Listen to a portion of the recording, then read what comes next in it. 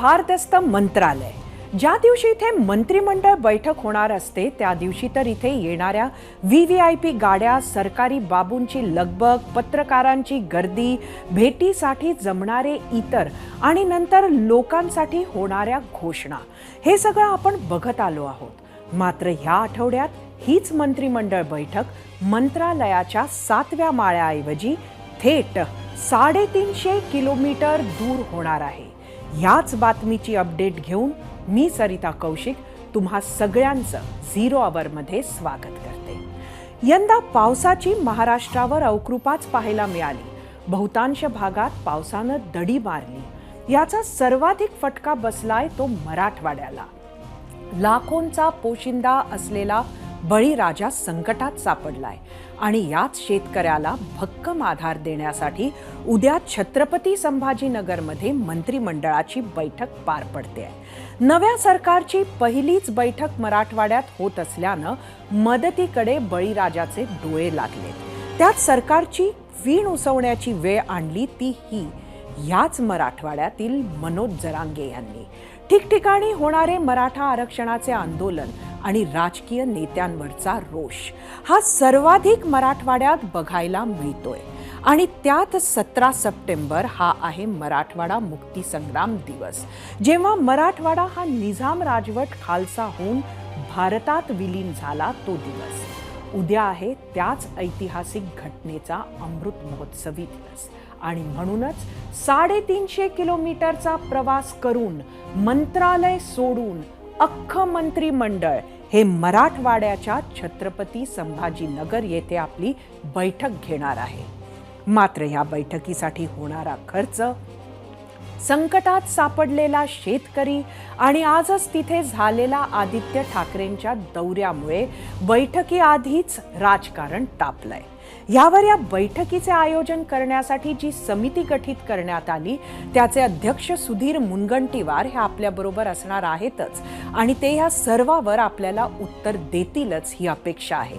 खरं तर पुढे आपल्याला नुकतीच या मंत्रिमंडळात सामील झालेल्या राष्ट्रवादी गटाची निवडणूक आयोगातील लढ्याची बातमीही बघायची आहे, ज्यासाठी आपल्याबरोबर सुनील तटकरे असणार आहेत. मात्र मंत्रिमंडळ बैठकीवरून आपण विचारला होता आजचा पहिला प्रश्न. तो पाहण्यासाठी आपण जाऊया आपल्या पोल सेंटरला. आजचा आपला पहिला प्रश्न होता, 1 दिवसाच्या मंत्रिमंडळ बैठकीत मराठवाड्याचं हित साधलं जाईल का? तुम्हाला सांगायचं होतं हो किंवा नाही. याच प्रश्नावर आपल्याला महाराष्ट्राचा कौल जाणून घ्यायचा आहे. पण उद्या होणारी बैठक विरोधकांच्या निशाण्यावर आली आहे. त्याला कारण आहे काय आहे ते पाहणार आहोतच. पण त्याआधी पाहूयात उद्याच्या बैठकी संदर्भातील सर्वात महत्त्वाची बातमी. उद्याच्या बैठकीत मराठवाड्याला जवळपास 40,000 कोटींचे प्रकल्प मिळण्याची शक्यता आहे. त्या संदर्भात बैठक समितीचे अध्यक्ष सुधीर मुनगंटीवार यांच्याशीही आपण चर्चा करणार आहोत. त्यांनी ABP माझाची टॅगलाईन उघडा डोळे बघा नीट चा नारा पत्रकारांशी बोलताना दिला, विरोधकांना उत्तरं दिली आणि मराठवाड्याच्या शाश्वत विकासासाठी शिंदे सरकार कटिबद्ध आहे असंही ते म्हणाले. त्याच बैठकीत कोणत्या विभागानं किती कोटींचा प्रस्ताव दिलाय त्यासाठी आपण जाऊया मीडिया सेंटरला. जे आम्ही तुम्हाला आत्ता दाखवणार आहोत ते मराठवाड्याला उद्या मिळू शकतं. मराठवाड्यावर निधी वर्षाव होऊ शकतो आणि विभाग आहे सिंचन विभागानं जवळजवळ 21,000 कोटीचे प्रस्ताव दिले. सार्वजनिक बांधकाम विभागानं 10 ते 12,000 कोटीचे प्रस्ताव दिले. ग्रामविकास विभागानं 1,200 कोटीचे प्रस्ताव दिले. कृषीनं 600 कोटीचा प्रस्ताव दिलेला आहे. वैद्यकीय शिक्षण 500 कोटीचा प्रस्ताव. महिला व बालकल्याण 300 कोटी. शालेय शिक्षण 300 कोटी. क्रीडा 600 कोटीचे प्रस्ताव. उद्योग 200 कोटीचे प्रस्ताव. सांस्कृतिक कार्य 200 कोटीचे प्रस्ताव. नगरविकास 150 कोटीचे प्रस्ताव. सोयाबीन रिसर्च सेंटर या विभागानं सुद्धा आपला प्रस्ताव दिलेला आहे. याच प्रस्तावानुसार जर खरंच कोट्यावधींच्या घोषणा झाल्यात तर त्याचा मराठवाड्याच्या विकासासाठी फायदा होईल हे नक्की. मात्र या बैठकी होण्याआधीच विरोधकांच्या निशाण्यावर ही बैठक का आली आहे, त्यासाठी बैठकीच्या आयोजनाची वेळ नाहीतर स्थळ आणि खर्च कारणीभूत ठरलाय. तोच खर्च पाहण्यासाठी आपण पुन्हा एकदा जाऊया मीडिया सेंटरला. विरोधकांचं म्हणणं आहे की अत्यंत खर्चिक अशी ही बैठक होते आहे. बैठकीचा थाट खूप आहे. रामा हॉटेलमध्ये 30 रूम्स बुक्ड आहेत. मुख्यमंत्री, उपमुख्यमंत्री आणि सर्व मंत्री तिथे राहणार आहेत. ताज हॉटेलमध्ये 40 रूम बुक्ड आहेत, जिथं सर्व सचिव उतरणार आहेत. अमरप्रीत हॉटेलमध्ये 70 रूम्स बुक्ड आहेत, जिथं उपसचिव, खासगी सचिव आणि कक्ष अधिकारी राहणार आहेत. अजंता अँबॅसेडरमध्ये 40 रूम बुक आहेत, जिथं उपसचिव आणि खासगी सचिव उतरणार आहेत. महसूल प्रबोधिनीमध्ये 100 रूम्स आहेत, ज्या सुरक्षा रक्षक आणि वाहन चालकांसाठी राखीव आहेत. पाटीदार भवनमध्ये 100 रूम्स या सुरक्षा रक्षक आणि वाहन चालकांसाठी ठेवण्यात आलेल्या आहेत. नाशिक संभाजीनगरमधून प्रत्येकी 150 गाड्या भाड्यावर घेतल्या आहेत. नम्रता केटरर्सला कंत्राट दिलेला आहे, जिथं थाळीचा रेट 1000 ते 1500 रुपये असल्याचं सांगितलं जातंय.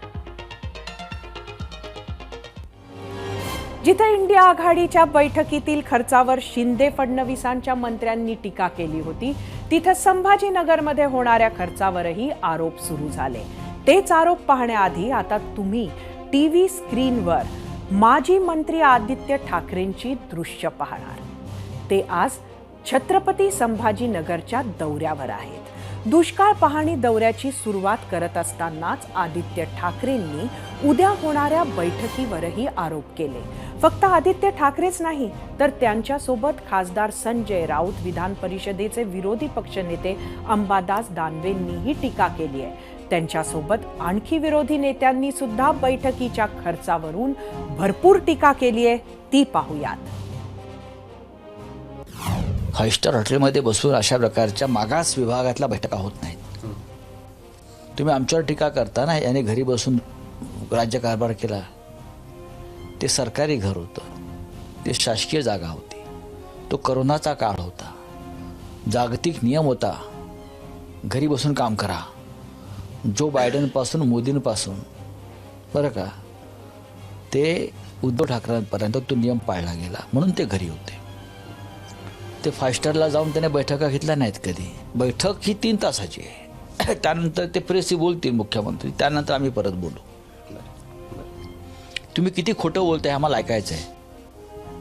आम्हाला संधी मिळाली तर आम्ही त्या पत्रकार परिषदेत हजर राहू, समोर बसू त्यांच्या जाऊन. आम्ही सगळे पत्रकार आहोत. तुम्ही जाणार पत्रकार परिषदेत? जाऊन तात काय संधी दिली तर? हा, आम्हाला जर पोलिसांनी अडवलं नाही, त्यांच्या हातात दंडू काय द्यायचा, आम्हाला अडवलं नाही तर आम्ही नक्की जाऊन बसू सगळे. सरकार इथे जो खर्च करते त्यामुळे इथल्या अर्थकारणाला मदत होईल अशी अपेक्षा करूयात. याच बैठकीनंतर इथल्या उद्योगांमध्येही उत्साह निर्मिती होईल, त्यांना चालना मिळेल, ही बाजू देखील विसरून चालणार नाही. मराठवाड्याच्या मुक्तीसंग्रामाचं औचित्य साधत शिंदे सरकारनं छत्रपती संभाजीनगरमध्ये बैठकीचं आयोजन केलं. पण ही काही पहिलीच वेळ नाहीये. गोपीनाथ मुंडे जेव्हा महाराष्ट्राचे उपमुख्यमंत्री झाले तेव्हा त्यांनी युती सरकारच्या काळात अशा बैठकांसाठी पुढाकार घेतला आणि मराठवाड्यातील विकास कामांना केंद्रस्थानी ठेवत पहिली बैठकही तिथं आयोजित केली. त्यानंतर लातूरचे सुपुत्र विलासराव देशमुख महाराष्ट्राचे मुख्यमंत्री झाले. त्यांनी मुंडेप्रमाणेच मराठवाड्यात बैठकीचं आयोजन केलं.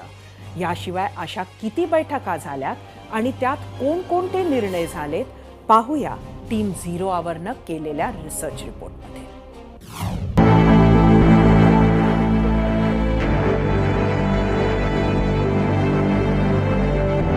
मराठवाडा इथं दुष्काळ 5वीलाच पुजलेला आहे. त्याच दुष्काळावर मात करणं जरी कुणाच्या हातात नसलं तरी अशा स्थितीत लढ्याचं बळ देण्याचं काम राज्यकर्त्यांनी वेळोवेळी केलंय.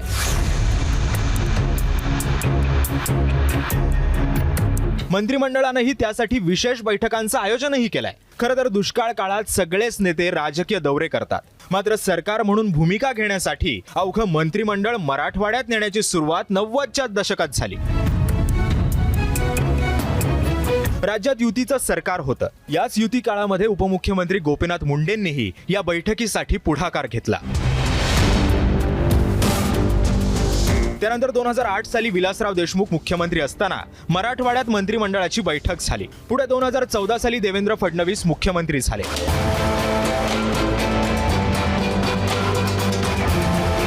त्यांनी 4 ऑक्टोबर 2016ला म्हणजेच बरोबर 7 वर्षांपूर्वी छत्रपती संभाजीनगरमध्ये मंत्रिमंडळाची बैठक घेतली.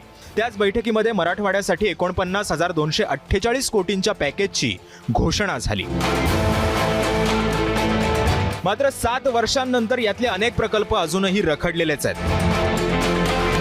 आता त्यातले काही प्रकल्प पहा. मराठवाडा वॉटर ग्रीड प्रकल्प अजूनही रखडलेलाच आहे. निम्न दुधना प्रकल्पातील अनेक कामं अजून बाकी आहेत. बीड जिल्ह्यातला कुंडलिका प्रकल्प नव्यानं प्रशासकीय मंजुरीत अडकलाय. मराठवाड्यासाठीचा राष्ट्रीय डेअरी विकास बोर्डाची योजना अजूनही बंदच आहे. म्हैसमाळ पर्यटन विकासाला 453 कोटींची मंजुरी आहे, तर त्यातलं 80% काम अजूनही बाकीच आहे. हिंगोली जिल्हा रेल्वे विमानतळ विस्तारीकरणाची कामं अद्यापही अपूर्णच आहेत. जालन्यात 109 कोटींची घोषणा केलेला सीड हब प्रकल्प अद्यापही कागदावरच आहे. धाराशिवच्या तेरमधील वस्तू संग्रहालयाचं काम अजूनही अपूर्णच आहे. लातूरमधील विभागीय क्रीडा संकुलाचे काम अजूनही रखडलेलंच आहे. छत्रपती संभाजीनगर विमानतळाचं विस्तारीकरणाचं काम अजूनही अपूर्णच आहे. बीड परळी रेल्वे मार्गाचं काम कासव गतीनं सुरू आहे, तर वर्धा नांदेड रेल्वे प्रकल्प अजूनही अपूर्णच आहे.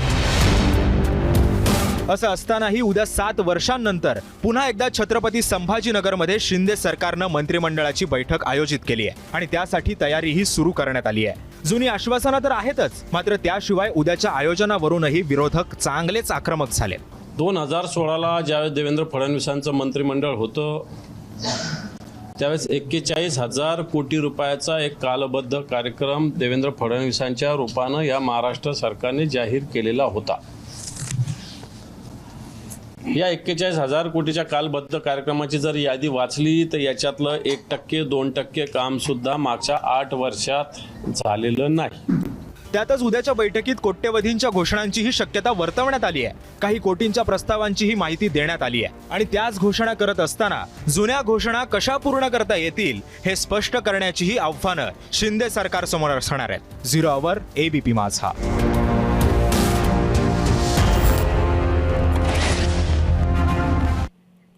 मराठवाड्याच्या विकासासाठी अशा बैठकांचं आयोजन होणं गरजेचं आहे, हे कोणीही नाकारू शकणार नाही. कारण जेव्हा जेव्हा विकास कामांसाठी बैठका झाल्यात तेव्हा सर्वपक्षीय एकमत झाल्याचं महाराष्ट्रानं अनेक वेळेला पाहिलंय. मात्र त्यातही एक प्रश्न कायम उपस्थित होतो. तोच प्रश्न आम्हीही विचारला होता. त्यावर महाराष्ट्रानं काय प्रतिक्रिया दिल्यात त्या पाहूयात आणि त्यासाठी जाऊयात आपल्या मीडिया सेंटरला. आजचा आपला प्रश्न होता, 1 दिवसाच्या मंत्रिमंडळ बैठकीत मराठवाड्याचं हित साधलं जाईल का, ज्यावर फेसबुकवरून श्याम ठाणेदार यांची प्रतिक्रिया आहे. 1 दिवसात हित साधलं असतं तर देश आतापर्यंत महासत्ता बनला असता. फेसबुकवरूनच अनंत बोरसे, सगळे केवळ स्वहितच साधतात. करोडो रुपये खर्च होईल, मात्र मराठवाड्याच्या पदरी काहीही पडणार नाही. ट्विटरवरून अमेय, मराठवाड्याच्या हिश्श्याला फक्त घोषणा येतात. सरकारने श्वेतपत्रिका काढावी, ज्यात शासकीय प्रकल्प किती राबवले याची माहिती द्यावी. ट्विटरवरून विशाल जाधव, 1 दिवसाच्या मंत्रिमंडळ बैठकीच्या खर्चातून मराठवाड्यातील गावाला मोठी मदत होऊन काही प्रश्न कायमस्वरूपी मिटू शकतात. यूट्यूबवरून लुमदेव खेवाले, काहीही समाधान होणार नाही. यूट्यूबवरूनच भारत असरमल, हित साधायला हे नेते कोणाचे सगळे नाहीत, ते फक्त आपले खिसे भरायचे हित साधतात. मराठवाड्याच्या विकासासाठी मराठवाडा मुक्तीसंग्राम दिनाचा औचित्य साधत एकनाथ शिंदे सरकारनं जी बैठक आयोजित केली आहे, विरोधकाची टीका असो की नियोजनातून मराठवाड्याचा विकास साधणं असो, या सगळ्या विषयांवर आयोजन समितीचे अध्यक्ष सुधीर मुनगंटीवार यांचे मत महत्त्वाचे आहे आणि तेच जाणून घेण्यासाठी आपण जाणार आहोत आपल्या गेस्ट सेंटरला, जिथे आपल्यासोबत आहेत राज्याचे वन आणि सांस्कृतिक मंत्री सुधीर मुनगंटीवार. सुधीर भाऊ, 0 आवरमध्ये आपलं स्वागत आहे. नमस्कार. सुधीर भाऊ, आपण एकंदरीतच आपल्याला माहिती वंदे आहे मातरम. वंदे मातरम.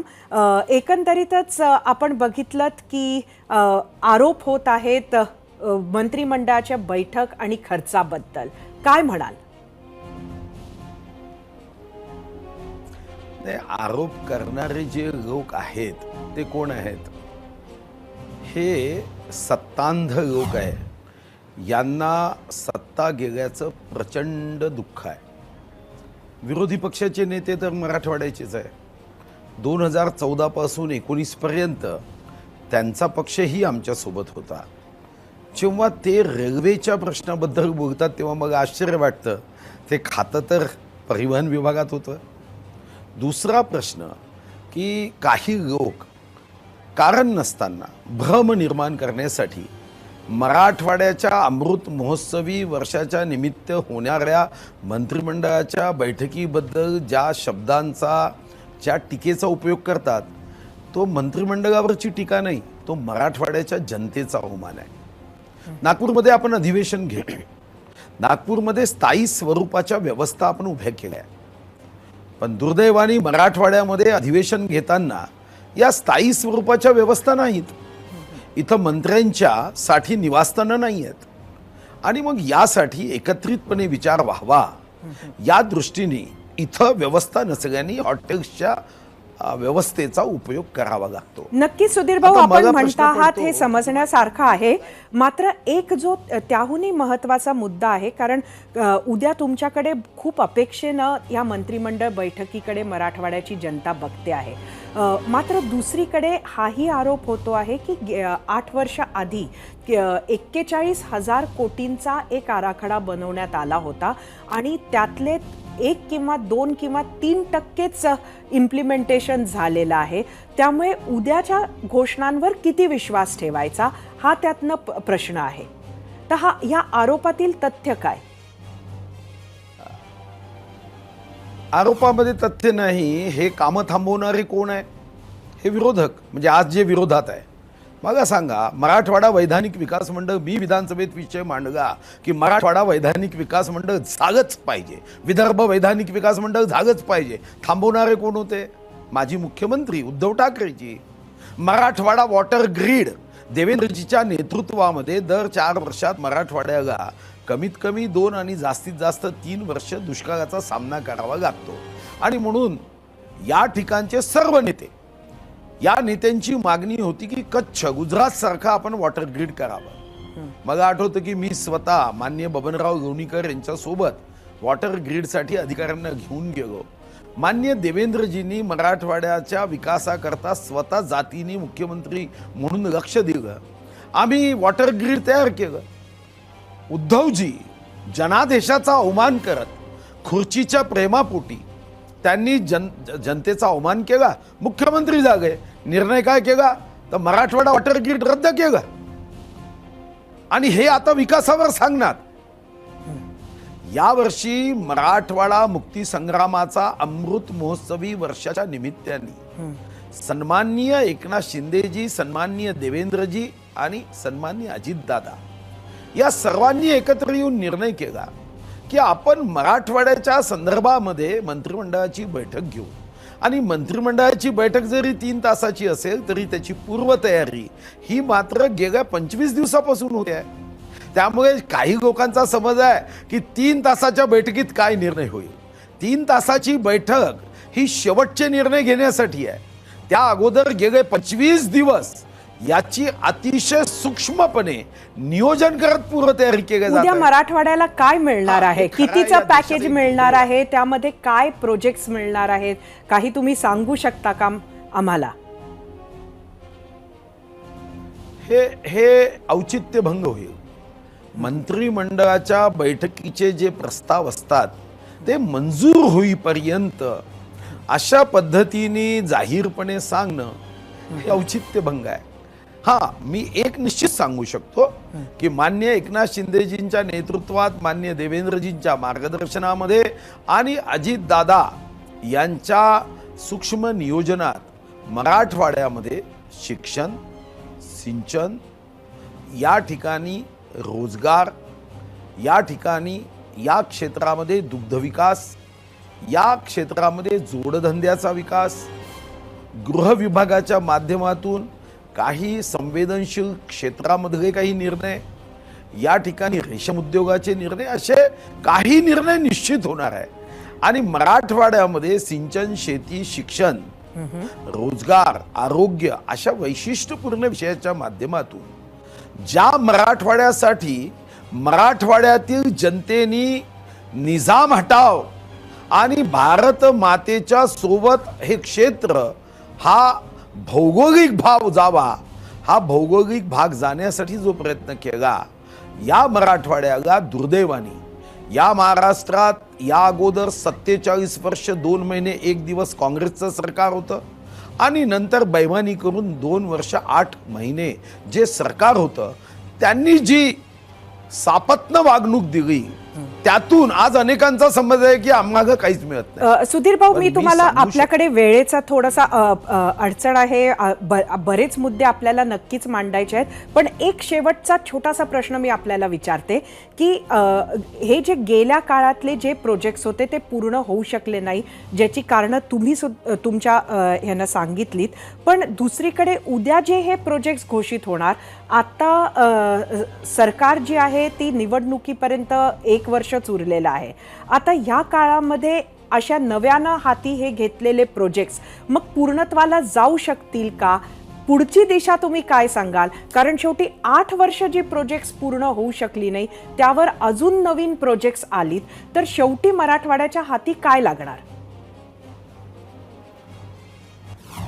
असं आहे, म्हणूनच तातडीने करावयाच्या काही घोषणा या मंत्रिमंडळाच्या बैठकीत होणार आहे, ज्याचा एक कालबद्ध कार्यक्रम आहे, टाइम बाउंड. याच्यासाठी माननीय मुख्यमंत्र्यांच्या वॉर रूम मध्ये व्यवस्था करण्यात आली आहे. या ठिकाणच्या विभागातील अधिकाऱ्यांच्या माध्यमातून काही विषय हे जे टाइम बाउंड करता येते, जो प्रश्न तुम्ही केला, खरं तर 1 वर्ष काय, ही सातत्य निरंतर चालणारी प्रक्रिया असते. दुर्दैवाने आमच्या विरोधकांना एक वाईट सवय आहे की आम्ही एखादा प्रोजेक्ट केला तर तो थांबवता कसा येईल या दृष्टीने ते नेहमीच कार्यरत राहिले. पण आता असा प्रश्नच उपस्थित होत नाही. जेव्हा आम्ही काम करतो तेव्हा जनता सुद्धा आमच्या सोबत असणार आहे. सरकार कोणतेही काम करताना असा छोटा विचार करून निर्णय करत नसते, आपल्याला दूरगामी निर्णय करावे लागतात. नक्कीच उद्या सुधीर नागपूर भाऊ, गोवा, खूप गोवापर्यंत होणारा रस्ता. धन्यवाद, आपले खूप खूप धन्यवाद. वेळेचा आपल्याकडे बंधन आहे आणि त्यामुळे बरेच आपल्याकडनं ऐकायचं आहे. उद्या सुद्धा तुमच्याशी बातचीत आमचे रिपोर्टर्स करतीलच, त्यावेळेला अधिकची माहिती आपण घेऊया. मात्र आज तुम्ही महत्त्वाच्या बाबी आमच्या ऑडियन्स बरोबर शेअर केल्यात, त्याबद्दल खूप खूप धन्यवाद. कोणत्याही राज्याचा विकास आणि अधोगती हे तिथल्या जनतेवर आणि राज्यकर्त्यांवर असते. भौगोलिकदृष्ट्या मोठ्या राज्यांचा विकास साधायचा असेल तर मात्र राज्य सरकारनं अशा बैठकांचं आयोजन हे केलं पाहिजे. मंत्रिमंडळाच्या बैठका या सगळ्याच राज्यांमध्ये होत असतात, मात्र अधनं-मधनं अशा पद्धतीच्या बैठकांनी सुद्धा त्या भागात गेलं की त्याचा वेगळा फायदा होऊ शकतो. मात्र हा फायदा होण्यासाठी, या बैठका यशस्वी होण्यासाठी इथे ज्या घोषणा होतात त्या पूर्णत्वास जाणे गरजेचे आहे. आता वेळ झाली आहे महाराष्ट्राचा कौल पाहण्याची आणि त्यासाठी आपण जाऊया आपल्या पोल सेंटरला. यूट्यूबवर बघूया 1 दिवसाच्या मंत्रिमंडळ बैठकीत मराठवाड्याचं हित साधलं जाईल का? 82% लोकांनी नाही म्हटलंय, फक्त 18% लोकांना वाटतंय यूट्यूबवर की साधल्या जाईल. इंस्टाग्रामवर एकूण 4000 मतं आहेत.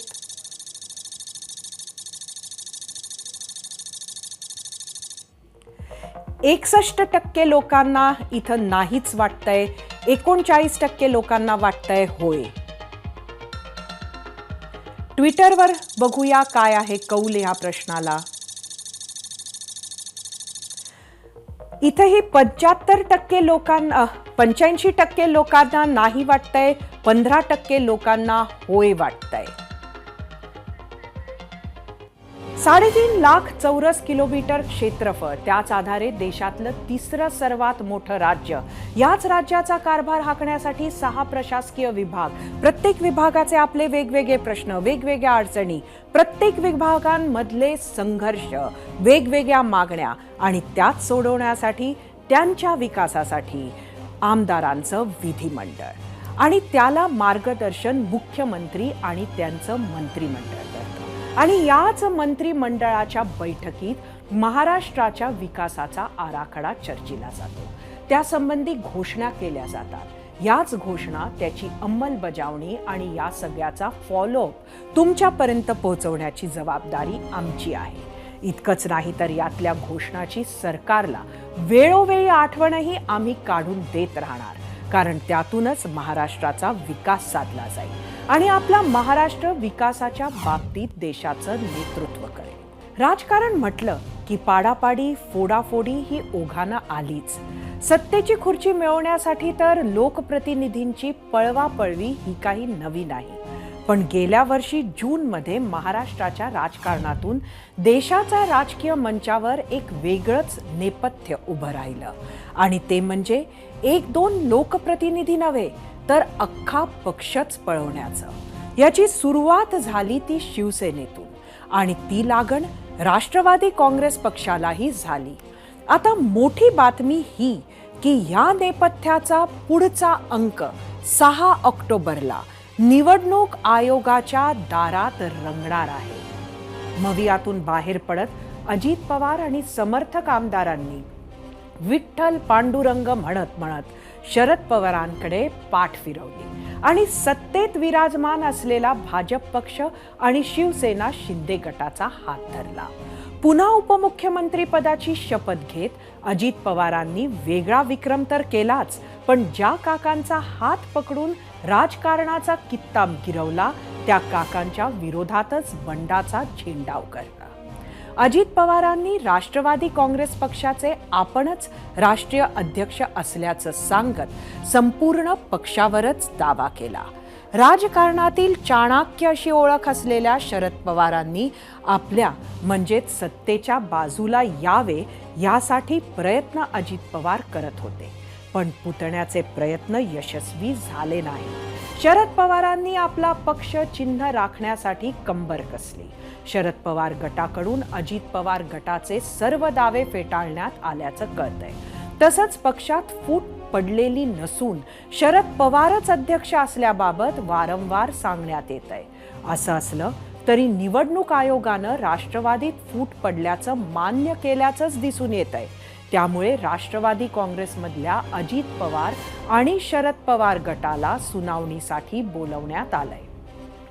शिवसेना आणि राष्ट्रवादीतील फरक हा आहे की पक्षाचे गटनेते जयंत पाटील जे प्रदेशाध्यक्ष आहेत ते शरद पवार गटाच्या बाजूला आहेत. या पार्श्वभूमीवर समोरील गटाचा पक्षावरील दावा मजबूत कसा होऊ शकतो असा सवाल उपस्थित करण्यात आला आहे.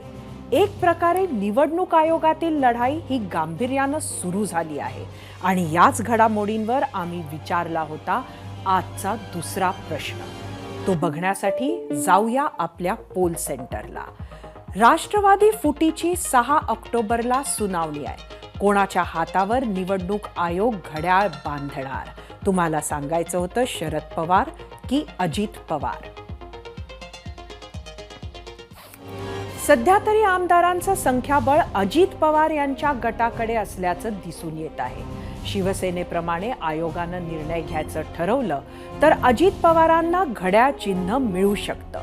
दोन्ही गटाकडून प्रतिज्ञापत्र आणि इतर कागदपत्रेही जमा करण्यात आली आहेत. परंतु आयोग कोणत्या गटाचे पुरावे ग्राह्य धरणार हे येत्या काळामध्ये दिसू देईल. या सुनावणीवर अजित पवारांनी मात्र आपले पत्ते उघडण्यास नकार दिला. पाहुयात अगदी अजितदादा स्टाईलने दिलेलं त्यांचं हे उत्तर. प्रत्येक जण आपली आपली भूमिका मांडणार. तुम्हाला काही सांगायचं, अशी तयारी केली, अशा जोर काढलेत, अशा बैठका काढल्या, तुम्ही कसे रे प्रश्न विचारता? त्या संदर्भामध्ये ज्यांना बोलवलेलं आहे ते सगळेजण आपापल्या पद्धतीनं आमची बाजू कशी उजवी आहे, आमची बाजू कशी योग्य आहे हे तिथं ते सांगतील. तिथं सांगितल्यानंतर इलेक्शन कमिशन त्यांना तो अधिकार सुप्रीम कोर्टाने दिलेला आहे. दोघांचं ऐकून घेतील आणि काय तो निर्णय देतील. ते जो निर्णय देतील तो दोघांना मान्य करावा लागेल. दरम्यान शरद पवार गटाने निवडणूक आयोगापुढे आपली काय बाजू मांडली, काय उत्तरं दिलं ते पाहूयात मीडिया सेंटरच्या माध्यमातून. शरद पवार गटाचं निवडणूक आयोगात काय आहे उत्तर? पक्ष फुटला नसून काही लोकांनी वेगळी भूमिका घेतली.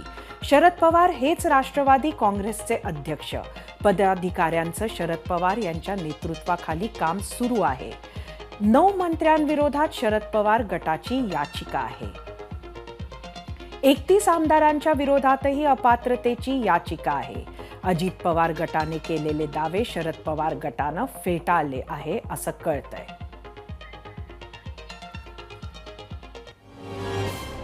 राष्ट्रवादी पक्षावर आपला दावा सिद्ध करण्यासाठी अजित पवार गटानं काय पावलं उचलली त्यावर सुद्धा एक नजर टाकूया मीडिया सेंटरला. पक्षफुटीनंतर अजित पवार गटाचा पक्ष आणि चिन्ह दोन्हीवरही दावा आहे. राष्ट्रीय अध्यक्षपदावरून शरद पवार आणि प्रदेशाध्यक्ष पदावरून जयंत पाटील यांना हटवले. अजित पवारांची अध्यक्ष आणि सुनील तटकरेंची प्रदेशाध्यक्षपदी निवड झाली. आमदारांचं संख्याबळ अजित पवार यांच्या गटाकडे. निवडणूक आयोगाकडे सर्वप्रथम अजित पवार गटाची धाव. आपलाच खरा राजकीय पक्ष म्हणून दोन्ही गटांचा दावा. दोन्ही गटाकडून प्रतिज्ञापत्र आणि इतर कागदपत्रे जमा करण्यात आली आहे. निवडणूक चिन्ह ऑर्डरच्या प्रमाणे निवडणूक आयोग हे संपूर्ण प्रकरण हाताळेल. त्यामुळे ह्या बाबतीतला जो कायदा आहे त्या कायद्याअंतर्गत नक्की काय सांगितलं आहे त्याप्रमाणे ह्या संपूर्ण प्रकरणाची सुनावणी सुद्धा होणार आणि त्याच पद्धतीनं हे प्रकरण पुढे जाणार.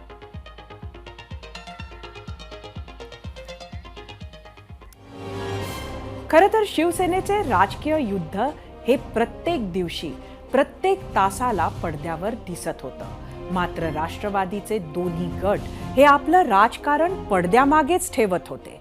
त्यामुळे बऱ्याच गोष्टींचा खुलासा अजून व्हायचा आहे. तो प्रयत्न आपण करणार आहोत आपल्या गेस्ट सेंटरला जाऊन, जिथं अजित पवार गटाचे प्रदेशाध्यक्ष सुनील तटकरे आपल्या सोबत आहेत.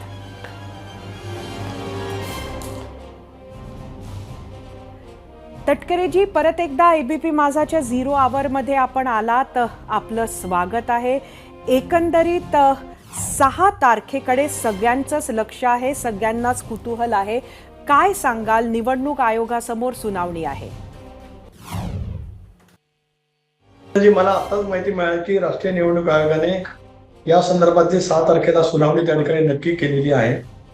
ही करत असताना आम्ही वेळोवेळी ही बाब स्पष्ट केली की ज्यावेळेला अजितदादांच्या नेतृत्वाखाली एनडीए मध्ये देशामध्ये सहभागी होण्याचा आम्ही निर्णय केला, राज्याच्या महायुतीचं सरकार जे आज एकनाथ शिंदे साहेब यांच्या नेतृत्वाखाली चालू आहे, याच्यामध्ये ज्यावेळेला आम्ही सहभागी होण्याचा निर्णय घेतला सामूहिकरित्या, त्यावेळेला सर्वोच्च न्यायालयाच्या खंडपीठाने अलीकडच्या कालावधीमध्ये दिलेले निर्णय आणि निवडणूक आयोगाने दिलेले निर्णय या साऱ्याची कायदेशीर, वैधानिक, पूर्णपणाने ज्येष्ठ विधिज्ञाची सल्लामसलत करत आम्ही तो निर्णय त्या ठिकाणी घेतला. निवडणूक आयोगाकडे त्याच वेळेला आमची याचिका जी काय दाखल करायची होती ती त्या ठिकाणी दाखल केलेली आहे. राष्ट्रवादी काँग्रेस पक्षाची घटना आणि आम्ही घेतलेला निर्णय आणि अलीकडच्या कालावधीमधले खंडपीठाचे निर्णय या सगळ्याची सांगड घालत आम्ही तो निर्णय घेतलाय. निवडणूक आयोग स्वायत्त आहे, सर्वोच्च न्यायालयाने त्याच्यावरती शिक्कामोर्तब केलंय, त्यामुळे गुणवत्तेवरती त्याची आता पुढच्या कालावधीमध्ये सुनावणी होईल. खरं तर आम्हाला उत्सुकता ही आहे की नक्की तुम्ही काय दावा केलेला आहे. अजितदादांचा तुमचा हा जो गट आहे त्यांनी काय म्हटलंय निवडणूक आयोगासमोर? एक असं आहे की ज्यावेळेला कॉन्स्टिट्युशनल अधिकारामध्ये एखाद्या स्वायत्त संस्थेपुढे सुनावणी चालू असते त्यावेळेला त्या संदर्भातला आम्ही दावा काय केलाय, त्याचे पुष्टर्थ पुरावा काय दाखल केलेले आहेत त्या बाबतीमध्ये मी आज काय बोलू इच्छित नाही. 6 तारखेला ज्या वेळेला सुनावणी सुरू होईल, आयोगाच्या समोर युक्तिवाद होईल, ज्येष्ठ विधिज्ञ ज्या वेळेला ती भूमिका मांडतील त्यावेळेला आम्ही जरूर त्या ठिकाणी मांडू. खरं तर हाच कुतूहलाचा विषय आहे. दोन्ही बाजूंनी तुमच्याकडे ह्याबद्दलची गुप्तता पाळण्यात येते आहे. तुम्ही तुमच्या दाव्याबद्दल सांगू शकत नसाल तर शरद पवार गटानं काय दावा केलाय ते सांगाल? नाही, कारण त्यांनी जो दावा केला असेल तर तो सुद्धा त्या ठिकाणी निवडणूक आयोगाकडे केलेला असेल. त्याच्या संदर्भातली माहिती माझ्याकडे काय उपलब्ध नाही. ज्यावेळेला न्यायालयीन प्रक्रिया सरिताजी ज्यावेळेला सुरू असते त्यावेळेला काही बाबी अगोदर कधी स्पष्ट करता येऊ शकत नाही. त्याच्यामुळेच मी आपल्या पुढे ती स्पष्टता करू इच्छित नाही.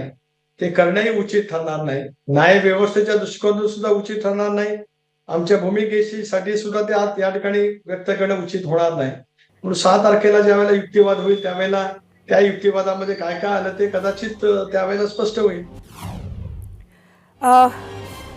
तुम्ही सांगत नाहीये, मग एक प्रश्न आमच्या सगळ्यांच्या मनात आहे की राष्ट्रवादी काँग्रेसच्या घटनेमध्ये शेवटचा बदल कधी करण्यात आला आणि जो असा बदल जो निवडणूक आयोगाकडे नमूद करण्यात आलेला आहे तो कधी झाला? एक असा आहे की या प्रक्रियेतला तो एक भाग आहे. प्रक्रियेतला तो भाग असल्यामुळे मी मगाशीच आपल्याला सरिताची जी विनंती केली त्याच्यावरती मी आज या ठिकाणी ठाम आहे. हे सारे काही प्रश्न याच्याबद्दलचे निवडणूक आयोगाने जे काही उच्चारलं जाईल त्याची स्पष्टता ही शेवटी आयोगाच्या सुनावणीमध्येच त्या ठिकाणी आम्हाला करता येऊ शकेल. सुनीलजी, नेहमीसारखंच तुम्ही 0 आवरमध्ये आलात, मात्र हे प्रकरण सुरू झाल्यापासून राष्ट्रवादी काँग्रेस आणि शिवसेना ह्यातील फरक हाच आहे की तुमचा लढा मात्र गुप्त आहे आणि तुम्ही आमच्याशी बोलता मात्र तरीही काहीही सांगून जात नाही. तेच तुम्ही आत्ताही केलं आहे आणि तरी आम्ही नेहमीसारखेच तुमचे आत्ता धन्यवादही करतो आहोत. खूप खूप धन्यवाद ABP माझाशी जॉईन झाल्याबद्दल. अजित पवारांच्या भूमिकेमुळे राष्ट्रवादी काँग्रेसमध्ये उभी फूट पडली. या दोन्ही गटांमध्ये पक्षाचं नाव आणि चिन्हावरून कायदेशीर संघर्ष सुरू झालाय. याबाबत आता प्रत्यक्ष सुनावणीला सुरुवात देखील होणार आहे. शिवसेना पक्षात फूट पडली तेव्हा ज्या घडामोडी घडल्या होत्या अगदी तशाच घडामोडी आता घडायला लागल्या आहेत. त्यामुळे ह्या घडामोडींवर तुम्ही काय प्रतिक्रिया दिल्यात त्या पाहूयात आणि त्यासाठी जाऊया आपल्या मीडिया सेंटरला. यूट्यूबवरून महादेव मिरगणे यांची प्रतिक्रिया आहे. निवडणूक आयोगाकडून वेगळ्या अपेक्षा काय असणार? उद्धव ठाकरे यांच्या बाबतीत जे घडले तेच इथे पण घडणार, वेगळं काही नाही. आपला प्रश्न होता राष्ट्रवादी फुटीची सुनावणी कोणाच्या हातावर निवडणूक आयोग घड्याळ बांधणार? संदीप पाटील यांनी यूट्यूबवरून प्रतिक्रिया दिली आहे. निवडणूक आयोग कुणाच्या इशाऱ्यावर चालतो हे शाळेतलं पोर पण सांगेल. भाजपला फायदा अजित पवारांचा आहे, घड्याळ त्यांनाच मिळणार, लोकशाही राहिली कुठे? यूट्यूबवरून भैयालाल ठाकूर, जोपर्यंत मनोमिलन होत नाही तोपर्यंत फक्त पुढची तारीख पे तारीख, लोकशाही राहिली कुठे? फेसबुकवरून श्रीकांत देशमुख, पुढील निवडणुका येईपर्यंत सुनावणी चालू राहील आणि आयोगाने निकाल दिलाच तर शिवसेनेबाबत जो निकाल दिला तसाच लागेल असे वाटते. फेसबुकवरून अनंत बोरसे, निवडणूक आयोगाची कार्यपद्धती पाहता साहेबांचा पक्ष दादांचा होण्याची शक्यता अधिक आहे. इंस्टाग्रामवरून सुनील लोखंडे, आमदारांची संख्या बघता अजित पवारांकडे पक्षाची सूत्र जातील. सर्व खेळ हा संख्याबळावर अवलंबून आहे. निवडणूक आयोग हा निर्णय विधानसभा अध्यक्षांकडे सोपवतील. याच विषयावर सकाळी विचारलेल्या प्रश्नावर तुम्ही काय कौल दिलाय ते पाहण्यासाठी आपण जाऊया आपल्या पोल सेंटरला. आजचा आपला प्रश्न होता की राष्ट्रवादी फुटीची 6 ऑक्टोबरला सुनावणी होणार, कोणाच्या हातावर निवडणूक आयोग घड्याळ बांधणार? आणि यूट्यूबवरून आपल्याला 76% लोकांनी म्हटलंय शरद पवार, 24% लोकांनी म्हटलंय अजित पवार. इंस्टाग्रामवर एकूण 22,000 मतं पडलेली आहेत.